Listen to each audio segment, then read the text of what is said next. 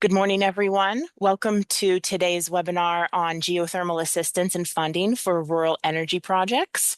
Want to welcome Linda Derhak, Renewable Energy Outreach Associate with Illinois Extension, as well as Andrew Stumpf and Mohammad Khadhrawi, who are with the Illinois State Geological Survey. Happy to have you all on and have the Illinois State Geological Survey partnering with us today to give some education and information around this opportunity and also some of the geothermal expertise that are available to connect with here at the University of Illinois. And so without further ado, I'm going to go ahead and pass it to Linda Derhak, who's going to give an overview of the energy improvements in rural areas funding opportunity. Thank you, Linda. Thank you so much for that introduction, Nancy. I would just like to briefly say that this was created as part of the Great Lakes Thriving Communities Technical Assistance Center, which I am a part of, and we provide technical assistance for communities to access state and federal funding. So if you are interested in opportunities like this, please feel free to reach out to us and we can help you get prepared. So without further ado, here is our agenda for this. So we'll just be going, over the application, what's required, some examples of projects, and then our experts here will provide more information about geothermal specifically. So here we have some resources, and I can definitely send some of these over to Nancy, and she can make sure that you have access to these. I just want to point out that NREL was providing technical assistance, but as you can see, that deadline is today. But if your concept paper is accepted, then they will be able to provide more support later on. So what is the Energy Improvements in Rural or Remote Areas program? It's really about empowering rural communities to be part of the energy transition. And so being able to develop these clean energy technologies from a community perspective. This isn't about someone coming from the outside and developing it. It's about rural communities developing this and having a stake in it. So here are some of the key dates and information. So those concept papers are coming up due pretty soon at the end of this month. So if you are interested, it's in your best interest to get started soon. But then if the DOE, likes your concept paper view, then they will either encourage or discourage a full submission. So it is nice that it's kind of a smaller requirement up front. And then you'll be asked to do a much longer application later, and you will have quite a bit of time for that. And then you'll find out the next year if you are awarded it, and you have 7 years, and they're looking to make 20 to 50 awards. And so overall, the eligible activities are really focused on serving communities of 10,000 or fewer, and we will go into a little more detail about what that really means. But as you can see, it's about, improving the transmission, reducing greenhouse gases, developing microgrids, increasing energy efficiency, really just building clean energy infrastructure in rural and remote areas so that they can have reliable and affordable power. So there's 4 different topic areas, and this is just an overview. The award amount varies per topic area. And as you can see, the cost share is different depending on the organization and the need. And I also do want to mention that the DCO does have a cost share program. So if the federal cost share is an issue, you can definitely look into that, and that can kind of help you access an opportunity like this. So just to briefly go over the topic areas, and we will have some examples later on in the presentation that are a little more specific than this, but the open category is definitely a bit more general. As you can see, there's many different technologies that are applicable, geothermal being one of them. And then there's dual use and co-location. And a very common one that people think of with this is agrivoltaics. So if you had solar and crops, something like putting solar on a barn would not qualify because it needs to have dual benefits from both of the uses being proposed. And then we have the smaller scale community center. This is similar to the open, but I think it's just a little more focused on that community angle. And then we have the isolated microgrids and unelectrified buildings. So I think this is just really for those ultra remote areas. We did see a lot of tribes were awarded in this category. So that kind of situation is where this would be most applicable. And so just to make sure that we go over like what they're not looking for. They're not looking for large transmission projects. They don't want a single campus project where you're just like putting solar on a school or something. There's other great grant programs for that, but this is not one of them.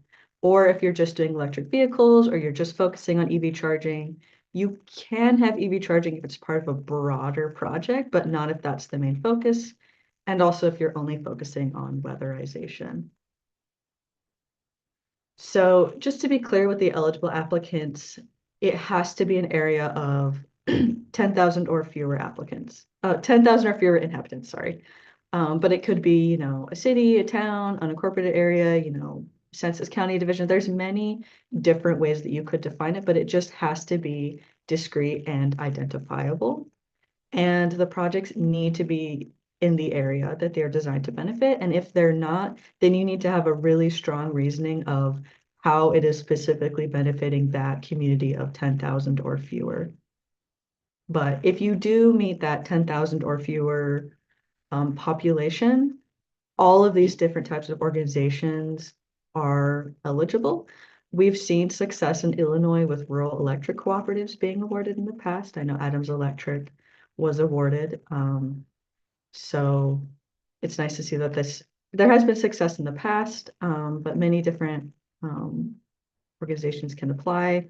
And you can submit more than one concept paper, but just be aware that each concept paper just has to focus on one topic area only.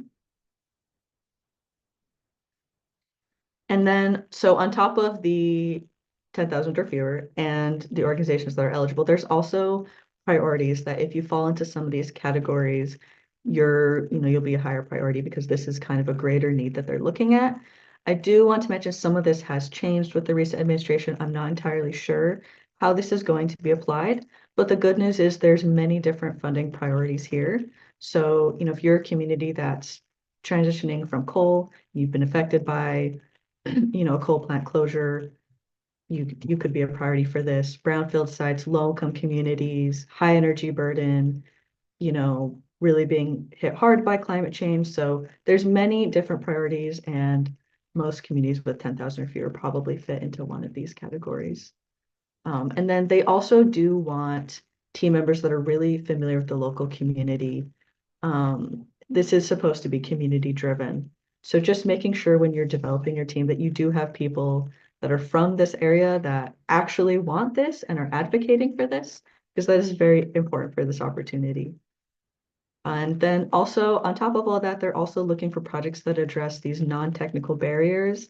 With rural areas, there's, been some conflicts over renewable energy, and they're really hoping that this opportunity can help resolve some of that tension by, really working with the community to make sure that the technology chosen is wanted. And also with permitting and siting, reducing those conflicts. So, if you were doing agrivoltaics, for example, if you're pairing agriculture with solar, that really goes a long way for resolving some of these permitting and siting conflicts. And then with the downstream value chain, just showing like this will reduce energy costs or reliability, if a community is building a microgrid, or they will now finally have reliable power from solar and battery together. So just making sure that your project is addressing at least one of these key areas. And then for the application requirements, the concept paper, it's only 7 pages. And basically in each of these sections, you're detailing how is your team qualified? How are they part of the community? How is this representative? How will it benefit? Things like that. And then later the full application goes a lot more into the technical details.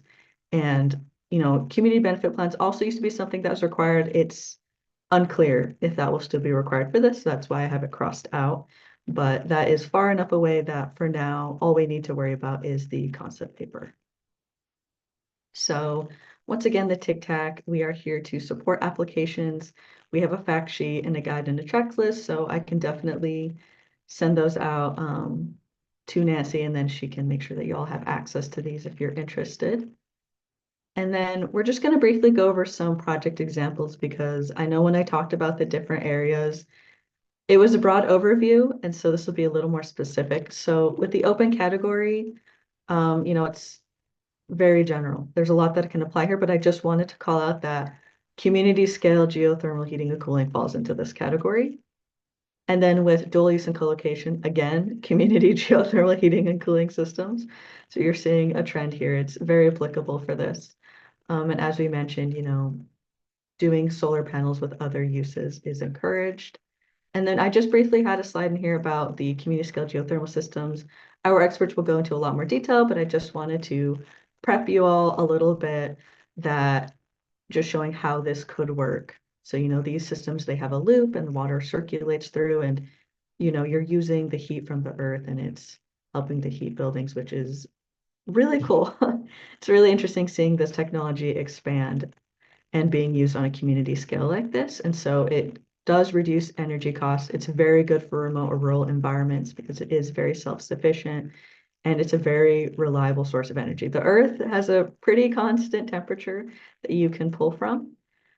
And then the smaller scale community centered, which once again, it's similar to open, but I think it's just really more focused on the fact that the community is owning it and they're really involved with it. Um, and then lastly, we have microgrids, because I know these are mentioned in these categories a lot. So I just wanted to, give a little bit of an example of what this is. You have a grid controller and then you have all these different things that connect to it. And with advances in energy storage, this is becoming very useful for rural areas to have reliable power. And then lastly, we have the isolated microgrids. I don't know if it's like as applicable to y'all in Illinois, but just wanted to cover anyway, having that battery storage plus renewable energy. And also, if you didn't have local power lines, now you can have some energy infrastructure. So thank you all for being here, for listening, for being interested in this funding opportunity, and just here's some contact information if you want to reach out to us. Thank you so much. Thank you, Thank Linda. you. I'd like to give Mohammad or Andrew the floor next. Thank you, Nancy. I'll be very brief, and you will provide our technical presentation. I'll just give an introduction about the GeoSurvey just in a minute or less. So we're the Geological Survey, and we are the stewards of one of the stewards of the natural resources of the state of Illinois. So we take care of the subsurface. We are here to protect the environment, to help develop economic opportunity and make sure that we collaborate with the local communities as much as possible. So help elevate that. And in this aspect, I think our role is to provide a neutral assessment of the science and technology that it goes into this to help the conversation with the local communities, especially in rural areas. Andy? All right, good morning, everybody. Thanks for joining us. So I'll just go through a couple of slides here that I put together just to explain some of the things we're doing here at the university and some examples of community scale geothermal systems that have been put together or in a proposal for areas in the Midwest. So let me share my screen here.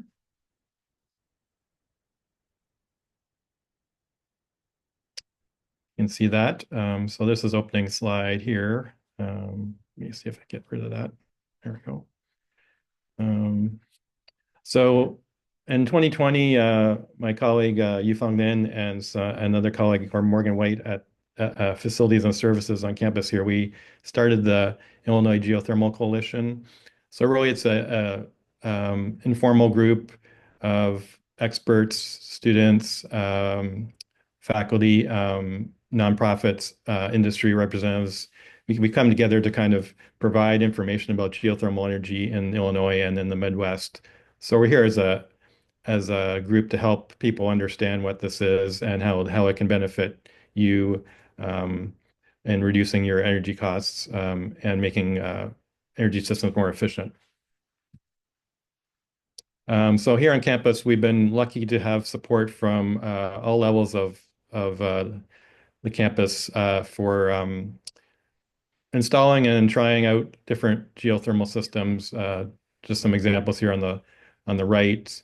And then for some of the systems, they're research based, and some of them we actually work with facilities and services to do some research and testing for geothermal systems that go into buildings. So the top example there, we did a preliminary analysis of the subsurface to inform the design of a geothermal system for the campus instructional facility, and that led to savings of over $1 million over the lifespan of the system. So that really helped the designers of the system understand what was going on in the ground, the temperature, the geology, which really informed the ultimate design of the system. So it really, in the end, they needed a much smaller bore field, so it went from 60 bores to 40 bores for the system, which reduced the cost, overall cost of the project. And for the funding opportunity from DOE, I just highlighted some things on the open category here. We were involved in a proposal or a concept paper for the round one of this program. It wasn't funded, but we were partnering with a city in Southern Illinois where we would actually reuse oil and gas wells that were abandoned for geothermal wells. So we have some experience with this funding opportunity and can help if you want to partner with us on a project. We have experience writing grants to DOE, so that would likely be helpful to you as well. I'm also working on a project in Chicago in the West Woodlawn neighborhood where we're actually installing a community geothermal system that will service around 100 people in the neighborhood. We just finished the phase one project where we're doing the feasibility, and then in December we learned we got funding to actually install the system starting in March. So in this instance, we'll be collecting more detailed site information about the subsurface in the neighborhood, and that will help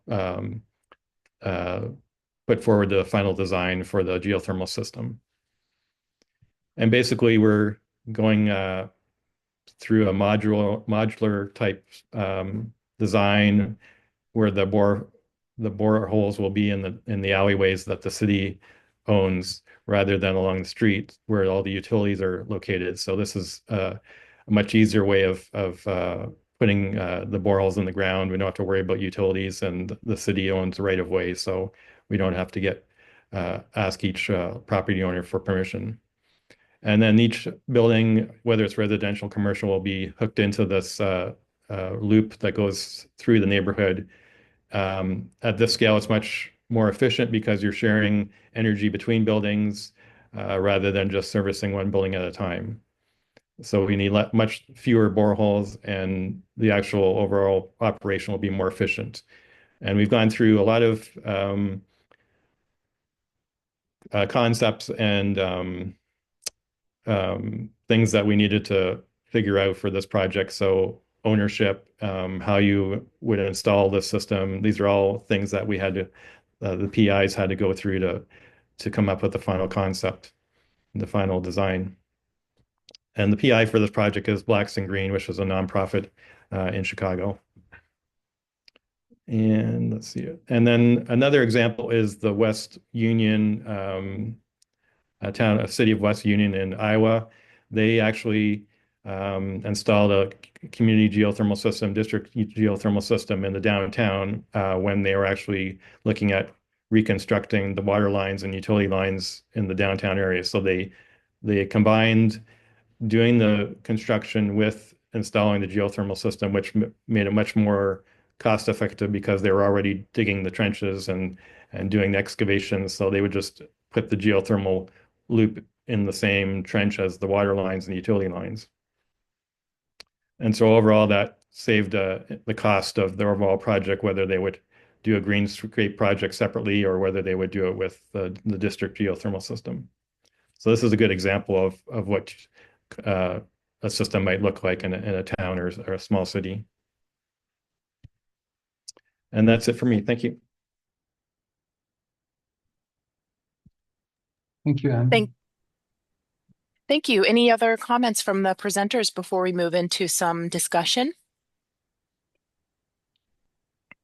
Want to let everyone know that there is a link in the chat that is for the recently, I think last year, published document entitled Geothermal in the Midwest, Geothermal Energy and its Potential Contribution to Clean Energy for Developing Communities in Illinois and the U.S. Midwest. There's a lot to say about the geothermal component in the whole energy independence picture. I wonder if any one of you can speak to why it's so unique and why it's so important.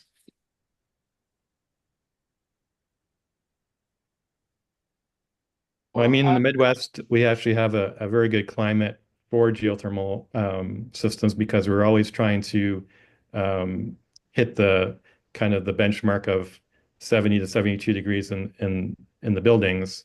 And we have hot summers and cold winters. So if we're trying to get to that 72 degrees, if you're starting at 55, which is relatively the temperature in the subsurface, you're only having to go 20 degrees to meet that temperature. Whereas if it's outside, you have to go maybe from 195 to 70 or 0 to 70. So it's much less of a temperature range that you're trying to meet and trying to get use the geothermal system.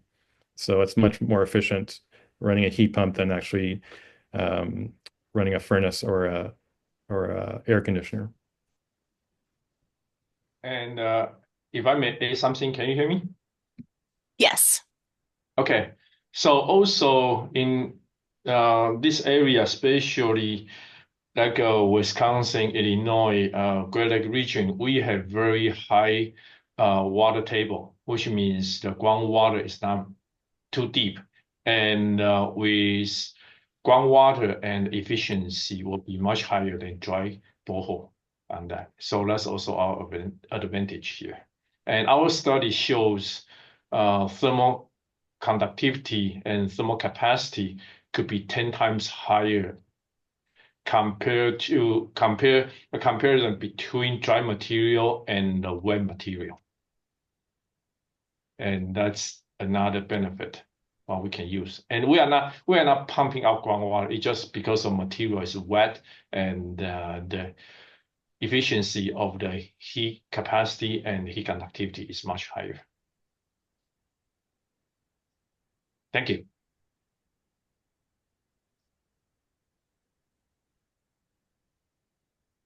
Thank you.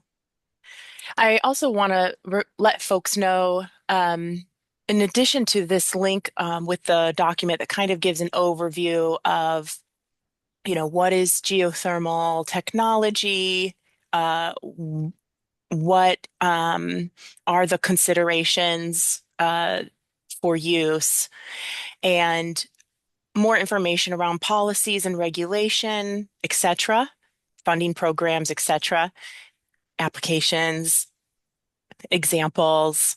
This whole thing is such a great trove of information, and we did have a webinar on it last year or so that I can include the recording to in the email or in the chat as well, so folks can have that as well. It's just sort of another place to get more information about this. And so I want to remind folks if they have questions. What I'm really wondering today among the attendees is if there's anybody on that represents some interest from communities in Illinois or maybe is aware of communities or leaders in Illinois, especially rural, remote areas that might want to engage in the future and explore, basically have more an exploratory conversation. And so I got a direct questions from Judy, and I want to give also a little bit quick intro about our geology here. And since this question is related to that, so we have glacial till here, so which is very easy to drill if we want to do the shallow geothermal. And that's why I'm a hydrogeologist, and Andy is a quaternary geologist here. So he definitely have more knowledge than me to talk about this. But in general, the driller here, they can go all the way to 400 feet, has no problem. And the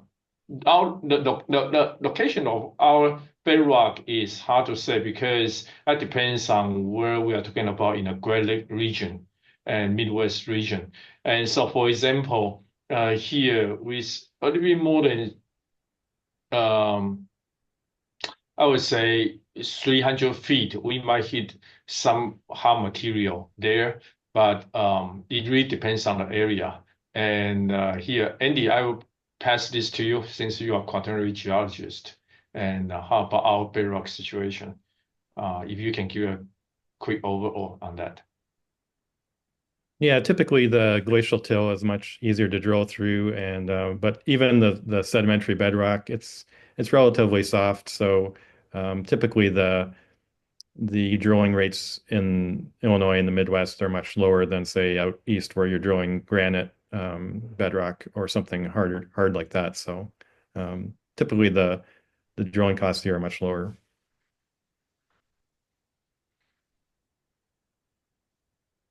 And I know that you've been involved in projects now out in the field. And so, it's a little bit of a difference from, like 5 years ago when we're still trying to build awareness and garner interest around geothermal energy and the technology and maybe the public and private opportunities for that. But now we have some experience that our experts at U of I sit on. And I think it's a great time for communities to begin conversations to see if it's something that they may be interested in. And so whether someone is attending today that is interested or listening to this recording right now that's interested, I wonder, just speaking to the experience and to some of the applications at this point, if there's any sort of awareness or perceptions that you've encountered with communities and how those were considered moving forward and what are some of the, I guess, considerations and that people might have getting into this type of project. Well, Nancy, I think this is a good segue for a question on the chat. Sheil asking, I think everybody probably can see it. I won't repeat the question, but talking about the retrofit consideration. So this is a good question. So in general, if your house is updated to the code, and it should not be a big issue because if we are talking about ground source heat pump, which means using shallow geology for the geothermal exchange, basically you are just replacing your HVAC and your air duct, everything stays the same. However, here's a story for everybody is even the president of U of I, and he's interesting, very interesting on have geothermal even on the president's house, which is a university building. And we are so eager to make that change. And end up, we get into a problem is that building is a historical building. And when you get into a building which is already identified as a historical building, then they got a lot of permit and paperwork to go through on that. So regular housing in Illinois, Chicago area, it should not be a problem. But if your building is historical building or some special buildings, then you got to take, I think you got to be up to the code for it. So just a story to share here. Andy, I think you also got some experience on the permitting too, right? Yeah, Cheryl. So we went through this process with the Chicago project. So there's different types of heat pumps that are available for different replace different heating systems. So there's what we call water to air heat pumps that's basically your furnace type HVAC system where you've got heat air ducts.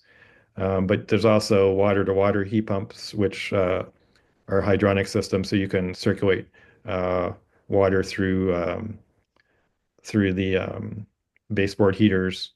They also have console units that some of the houses in Chicago have, so you can replace those. So we looked at a bunch different homes with different energy systems, and we are able to like match them with a geothermal heat pump for most of the systems.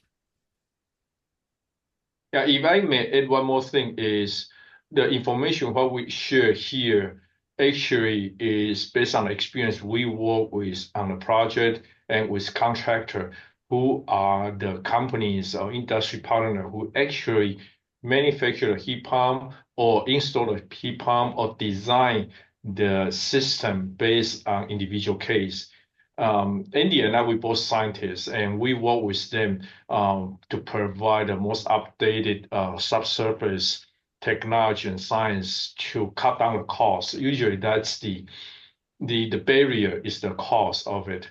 And that's why we are also doing a lot of research with national labs and federal agencies, and to make sure we are on the update, bring the best technology to our people in Illinois. So, for example, when Linda shows the district scale of the geothermal, and that's one of the topic we are working very closely with national labs and European partners. A lot of European countries are using the district scale.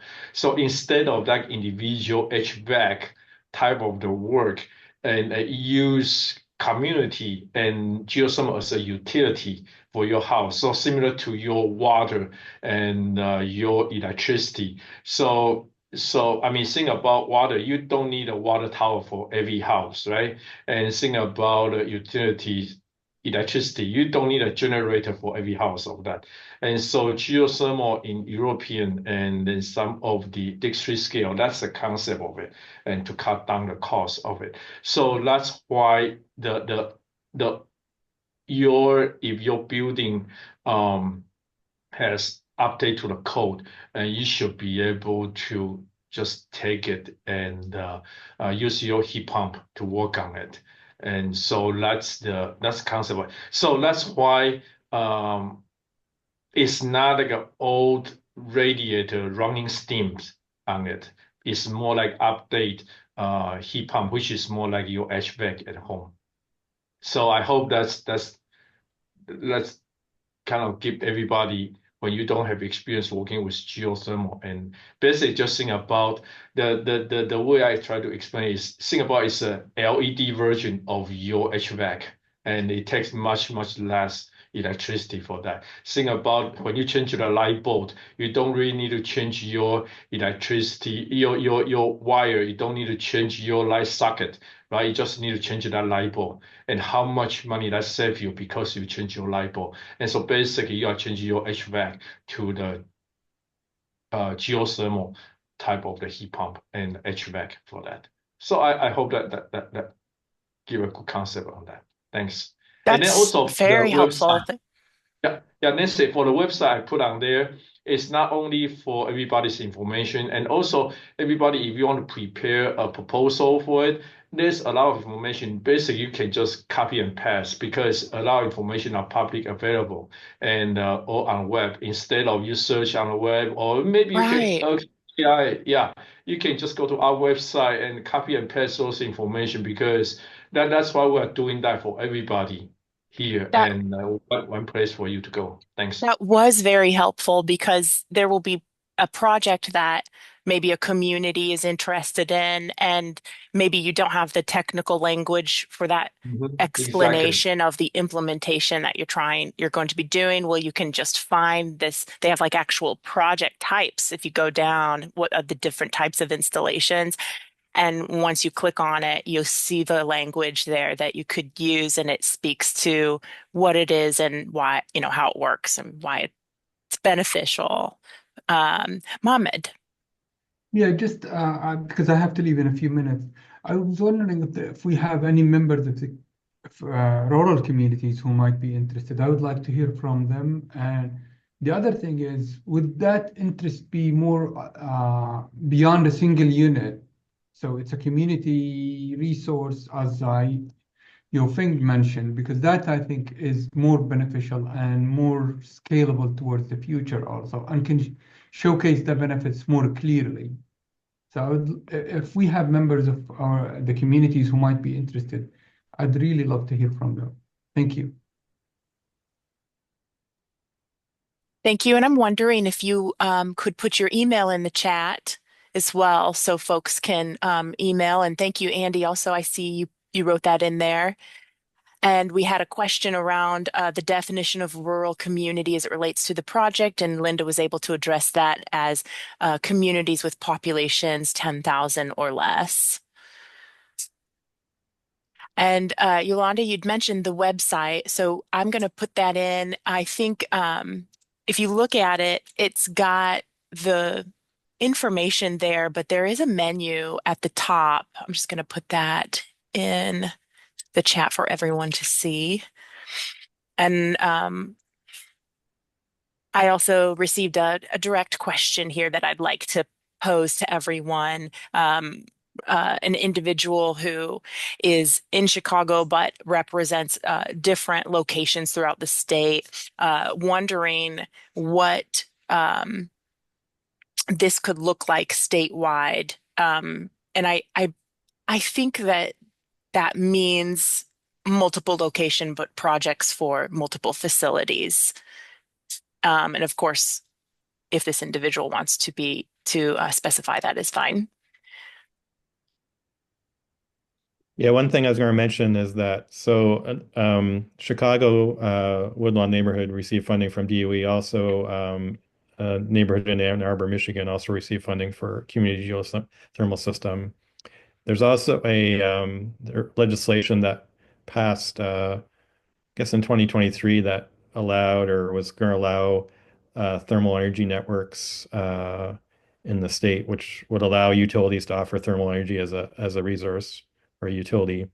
Um, uh, they're in the process now of I guess gathering more information from other states that have these legislation. But there's a Future for Gas initiative that's been convened, and they've been having workshops recently, and so they are looking for pilot projects possibly to have geothermal as a demonstration in a network system. So there's opportunities out there in the future for having these systems across Illinois.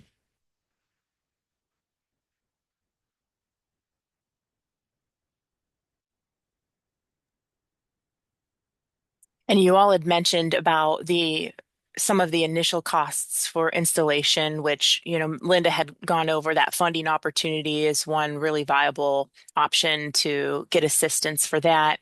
And so it can be a little bit of a steep amount depending on what the installation is, if it's smaller scale or larger scale. But that being said, one of the talking points I've heard in the past is that you will end up spending less on those monthly bills, and you will end up recouping your investment over some amount of years. And so do we want to give an example of like what that recoup looks like? And that's just the economic part. I wonder also, in terms of economic, do we see job growth or any other sort of economic benefit? Then of course we know that there's the environmental as well. Yeah, I guess on a typical geothermal system for a house, it's somewhere on the order of 6 to 10 years payback. So once that's paid off, then basically you're saving money, and so a lot of these geothermal systems can last 30 to 50 years at least. So we're talking, if you're looking long range, this is really a a beneficial avenue to go. We have That's why a universities are interested, because they're looking at in the long term when they build new buildings. Yeah, and with the projects and the funding and such, it's always good to just have a plan ready and a project plan ready, even if you haven't narrowed down where exactly you're going to get the money for it. And we always see that by the time some of the funding opportunities come out, folks should already have a plan. It's almost like when you see the opportunity, you should probably already have the proposal written or something, because it almost is usually just too soon, and folks scramble. And so I would say there's a question here about, could a project be affected by ongoing executive orders from the current administration, which is going to be a big concern going forward for all of our different aspects of educating folks. And I would say to plan the project no matter what is always a good practice, but I also see that we have some input from presenters on that question as well. Mohammad, if you want to mention, I saw your hand raised there. Yeah, I was just going to type, I was starting to type a response to that. So the key word here, I think, is might, because we really don't know how these executive orders are going to affect everything. However, having said that, I'll share a couple of links here from the new Secretary of the Energy, Khadhrawi, and it seems, or at least I interpret those remarks as encouraging to expand the energy access in energy sources. So it doesn't look like this will be affected negatively. This is not to confirm or deny, but this is just my reading on the welcome remarks that he provided to the staffers of the Department of Energy, as well as his comments on the unleashing American energy. I'll share the links right here in the chat right now, and we can reach our own conclusions based on those. So. And I know they did met some colleagues at National Labs did mention that in his speech to the department, that he did mention geothermal as one of the programs that would continue. So yeah, I hesitate to confirm because things, who knows? I mean, things are changing very, very quickly, and I don't want to be quoted on something as certain when I'm not. So here it is. So I'll share these links in the chat before I leave. And I see a question about, is there funding available to cover the bridge time? And I don't quite understand. Do you know what that is in regards to? Or did you want to specify when you say bridge time?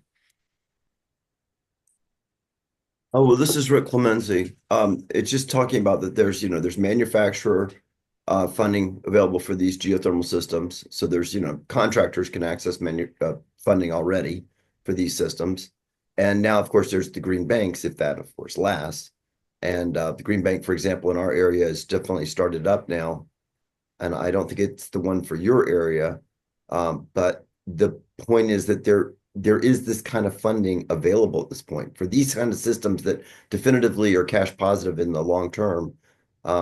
This sort of thing has gotten pretty well set up at this point.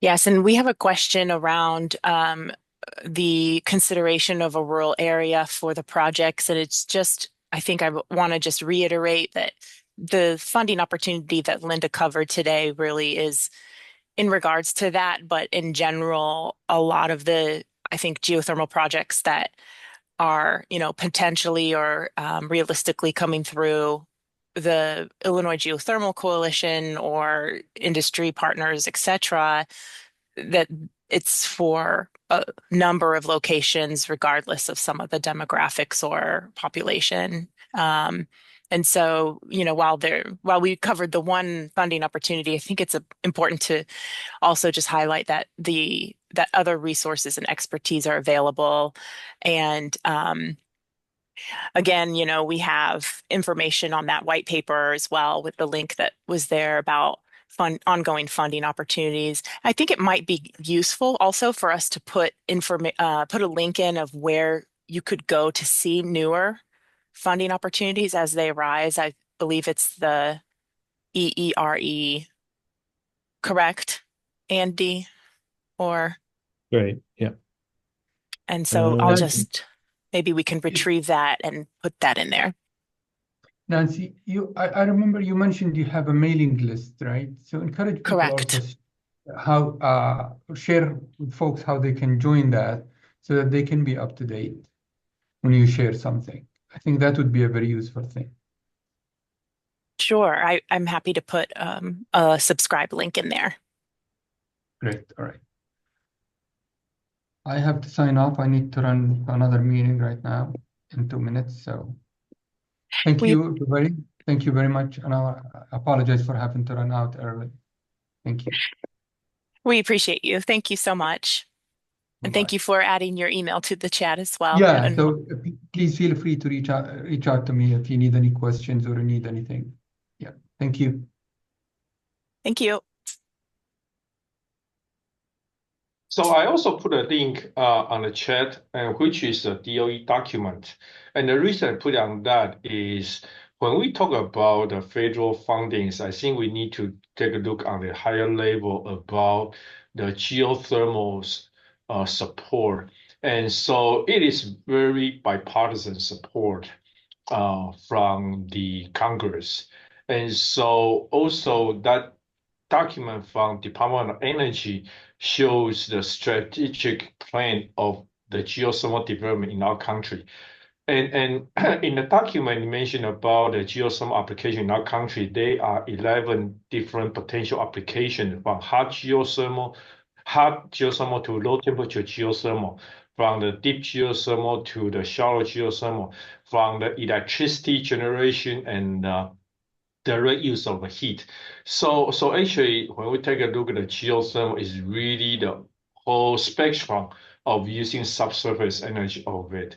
And today here we are talking about rural area, and mainly we are talking about low temperature on that. So that's why when we take a look on the bigger pictures, actually it's really bipartisan and is really from the community scale, regional scale, all the way to the national scale. The industrial benefit, economical benefit, the residential benefit is all in there. So that's why I also put that document, the link, the Department of Energy, the document in there. So anybody interested on the bigger pictures and at the national scale, national interest, that probably can kind of ease some of people's anxiety about is opportunity going to be there, or I think it's much more stable than the stock market we are seeing today. Less up and down than the policy change at the federal level of it. So just some idea to share here.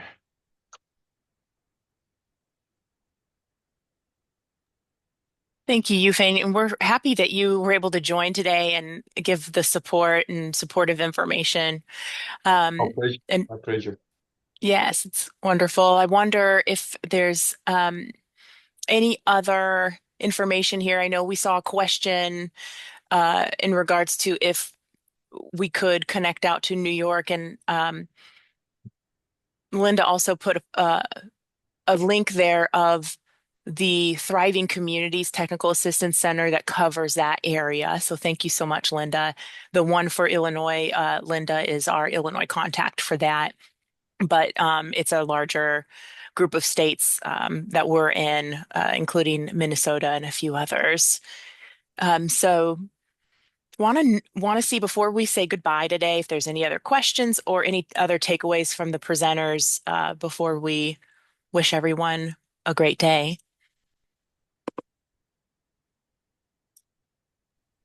And also, that document I put for the Federal Department of Energy, that has a lot of information. You can also leverage that for the proposal too.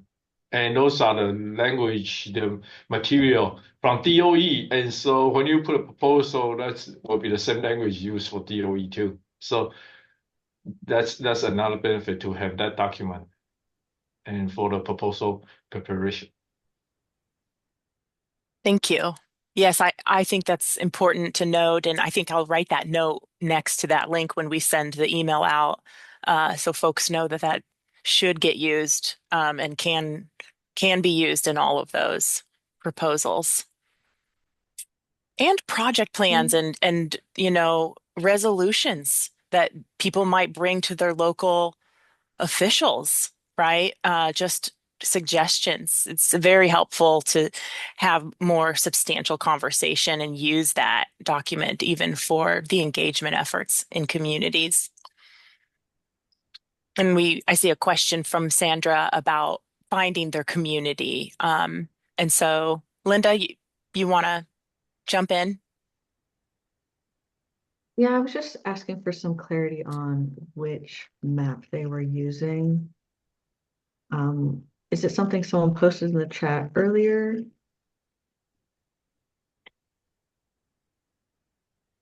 Here, I'll answer that. This is Rick Clemenzi. Sorry, the name's wrong, but I can't change it. We found this.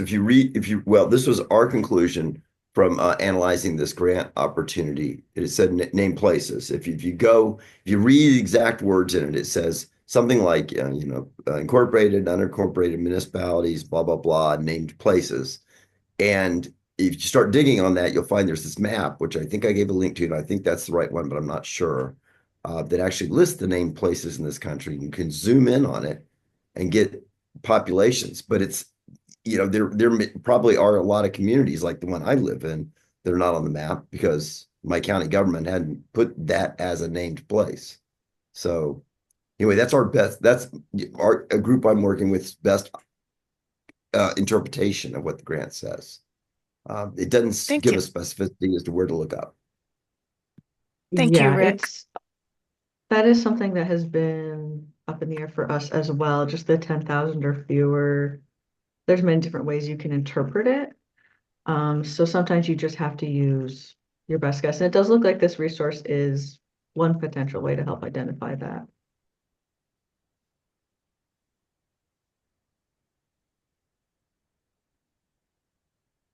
And there's also, a question. Yes, and sorry, Nancy, I just want to mention that in the community scale geothermal, or we call the distributed geothermal system, if you search online, there's also a lot of existing examples in Europe. And you can also check on how they work in Europe too. Thank you. There was a question also in the chat around what would be like the maximum grant size. And I think that means the maximum of dollars to ask for. This is such a popular question, I think, sometimes, is people want to know, well, how much can we ask for? Are we asking for something that's too low or high or whatever? And so if you reckon that a range, Linda, this person is asking about a population of 6,000.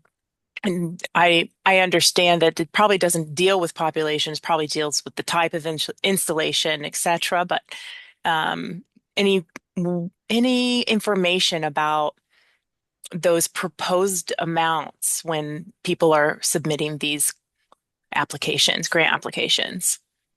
Yeah, so it varies based on the category, but for the open category and the dual use, 50 million is the maximum. And then for the smaller scale community-centered and the isolated microgrids, 10 million is the maximum. Easy enough, thank you. Any other questions?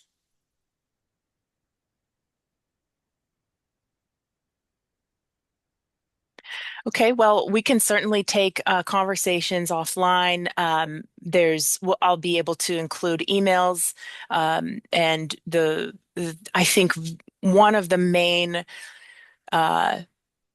main reasons we had this program today was to just stir up a little bit of interest so that conversations can continue after this actual meeting today. And so we hope that that will be the case, and we'll include that information in the follow-up email to folks. Again, if you are attending today but you didn't register for this exact session, please feel free to drop your email in the chat so that you're included in that follow-up email. And before we head out, I see another question there, so that's fine. And wanting to know for a nonprofit, what we can ask for 5 geothermal units. And so you might want to answer that as sort of a conditional, but I can put that to either any of our experts online. And this might go ahead. I was going to say, Elizabeth is asking, like, if it's 5, is it 5 separate buildings, or is it just 5 units in one building? I don't think you'd have to get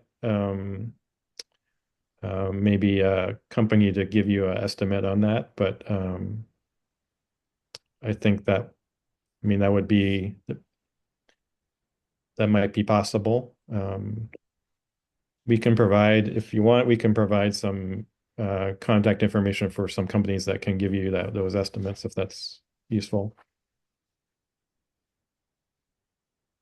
Wonderful. And she wrote her email there, so I think if you want to take those emails and maybe send her an email, that would be great. Oh, and you know what? She direct messaged me that, and so I will provide that to you. Okay. Well, I want to wish everyone a great rest of their day. I'm happy that we could all get together today. And many thanks to Linda, Mohammad, Andrew, and Yu-Feng for really leaning in with everyone and providing some great information. And really looking forward to seeing if there's something more that spurs from this that we can do. Would be happy if there is a rural project that can be done sometime in the future, and then we could highlight it on a program. So that would be one thing that I think would be really fun to do. So thanks again for everyone's time, and I hope you have a great rest of your day and your week. And thank you, Nancy, for facilitating this. Thank you very much. Thank you. Yes.